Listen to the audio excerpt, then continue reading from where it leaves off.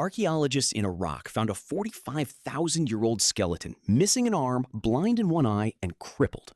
A man who should have died decades. Someone kept him alive. The question is how and why. Today, if you get sick, you take something for it. You Google your symptoms, you book an appointment, you fill a prescription, and within a week, you're back to normal. Getting sick is an inconvenience. It costs you a few days and maybe some money. But for most of human history, getting sick wasn't an inconvenience. It was a test, one that the sick person couldn't pass alone, and one the entire group had to decide whether to help them survive. That skeleton from Iraq is called Shanidar 1. He was a Neanderthal, and his bones tell an entire life story of catastrophe. His right arm was amputated above the elbow decades before he died. One eye socket shows damage consistent with blindness. His skull shows a healed head injury. His hearing was likely impaired. And here's the part that matters. Every single one of those injuries had healed. Bone doesn't heal on someone who's dead or abandoned. Bone only heals when someone feeds you, protects you, and keeps you alive while your body does the slow work of repairing itself. Shanidar 1 lived for years, maybe decades, after injuries that should have killed him immediately in a world with no doctors and no medicine.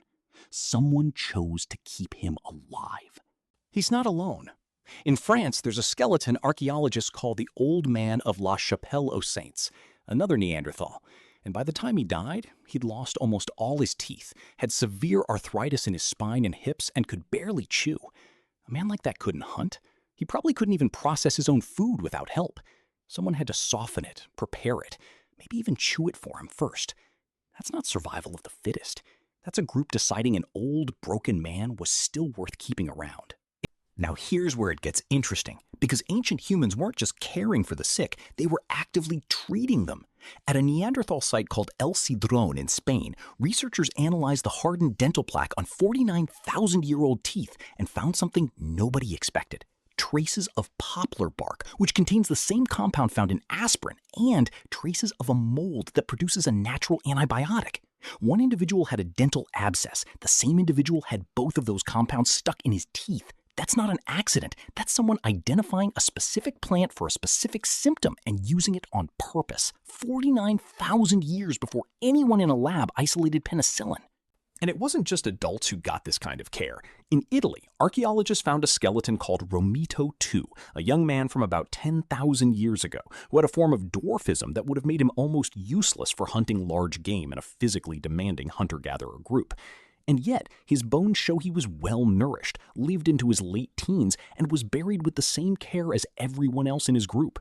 In a world where every mouth had to justify its place through labor, this group fed and protected someone who couldn't contribute in the traditional sense for years. Then there's the surgery. In Ensisheim, France, archaeologists found a skull roughly 7,000 years old, with a hole cut directly into it, a procedure called trepanation. And the edges of that hole show something remarkable: new bone growth, healing, which means the person didn't just survive having a hole cut in their skull with stone tools and no anesthesia. They lived long enough afterward for their body to start repairing the wound. Across sites in Peru and France, researchers have found trepanation survival rates that would shock a modern surgeon. In some ancient populations, well over half the patients lived. And on the other side of the world, in a peat bog in Florida called Windover Pond, archaeologists found the remains of a teenager with spina bifida, a condition that would have left him unable to walk. He lived to around age 15. In a mobile hunter-gatherer society, that means someone carried him for years, every single time the group moved camp. So here's the pattern underneath all of this. It wasn't guesswork, and it wasn't just kindness. It was knowledge, tested and passed down. They knew which bark dulled pain. They knew which mold fought infection. They knew how to set a broken bone, how to protect a wound, how long a body needed to heal before it could bear weight again. And they knew, somehow, that keeping a sick or injured person alive was worth the cost, worth the extra food, the slower travel, the shared burden, even when that person could give nothing back for months or years. But it's important to say this part clearly too. It didn't always work. Plenty of injuries that are minor today were fatal then. An infected cut with no antibiotics could kill in days. A difficult childbirth could take 2 lives instead of 1. The evidence we have is evidence of success, because failure usually doesn't leave a body someone bothered to bury with care.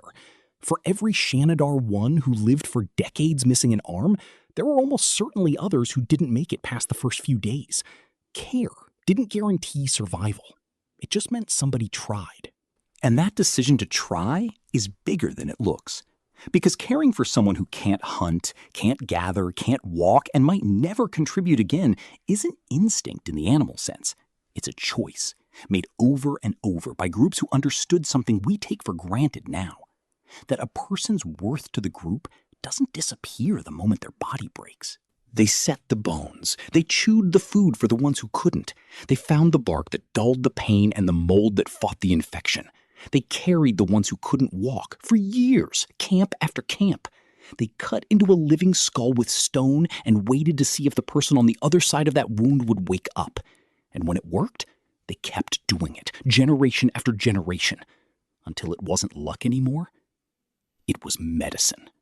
So when you take a pill for a headache, or get stitches for a cut, or go under anesthesia for a surgery you'll wake up from in an hour, you're standing at the end of a chain that started with a Neanderthal in a cave in Iraq, keeping a one-armed, half-blind man alive for reasons no other animal on Earth would understand. He couldn't hunt, he couldn't see out of one eye, he should have died young. Someone decided he mattered anyway. And that decision, repeated across tens of thousands of years, is the real reason you're alive to read this sentence today.